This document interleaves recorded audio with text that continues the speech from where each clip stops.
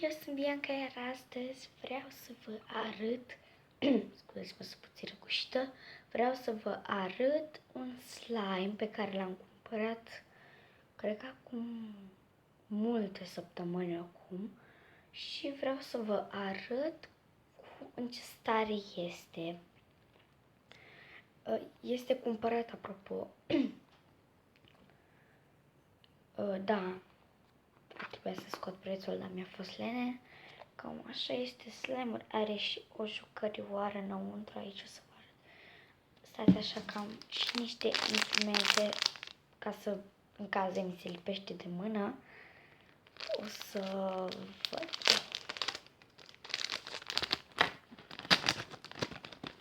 Am aici 3 instrumente care sper să mă ajute.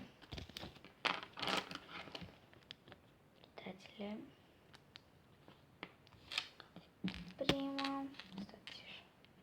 Prima, a doua și a treia. Ok, cred că miroase foarte urât, de aceea am luat aceste instrumente.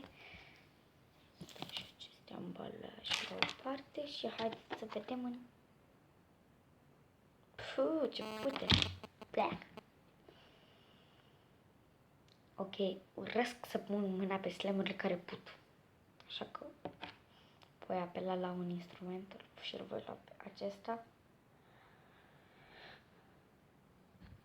Ok, se lipește. Ok, o să-l scot. El, când mă jucam cu el, el făcea niște bule de aer, ups. Dar acum că nu m-am mai jucat cu el, v-am spus că nu m-am mai jucat de foarte mult timp cu el și de acest timp el a devenit așa pentru că a stat. Ok, haideți că am reușit.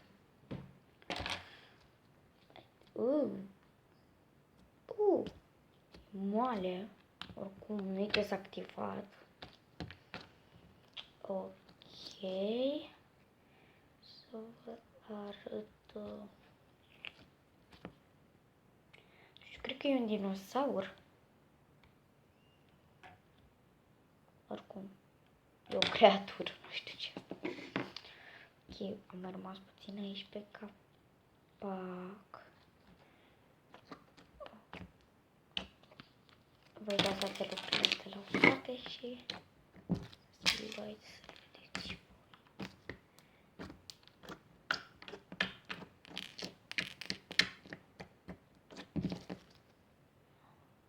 Ok, se închide destul de bine, cu toate că se rupe la un moment dat. Și culoarea, bine, pe cameră e o culoare maronie, aici, pe cameră, e o culoare maronie, dar el în realitate este roz. Da, cred că se vede maro. Bine, și pe cameră se vede un roz, dar în realitate este și mai roz. Este cam, bine, puțin mai închis decât culoarea asta.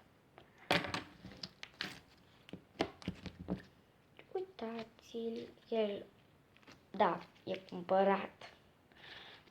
Stați puțin, cred că are și puțin sclipici, să-i să vi-l arăt. Nu știu dacă se vadă. Uitați, vedeți punctele astea? De aici, astea. Le sclipici, e holografic, bine, nu e plin de sclipici să zici că, bă, ăsta e plin de sclipici. Nu. Asta este un slime cumpărat oarecare. Ok, haideți să vedem măcar e treabă și cu instrumentele astea. Ok. Să încercăm mai întâi cuțitul ăsta.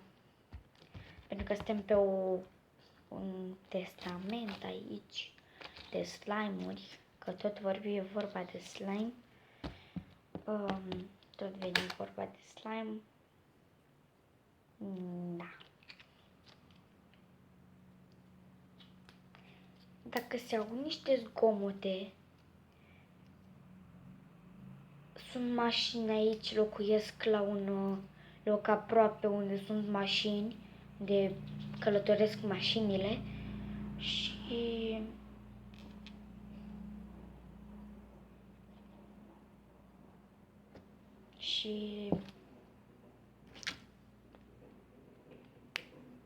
da, vedeți, da? S-aud mașini. Bine, mașini, lucruri.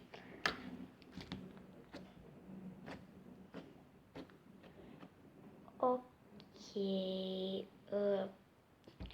eu cam acesta a fost videoul. Dacă v-a plăcut, nu uitați să dați un like, subscribe și să vă abonați și să apăsați și pe clopoțel ca să fiți anunțați de fiecare dată când postez ceva. Și vreau să-mi scrieți în comentarii dacă vreți să mai fac genuri de astea, cum fac eu slime pe canal, ok? Voi doar să-mi scrieți în comentarii acolo jos și să apăsați și pe clopoțel ca să fiți anunțați, ok? Eu v-am pupat și vă mai aștept pe la mine. Pa!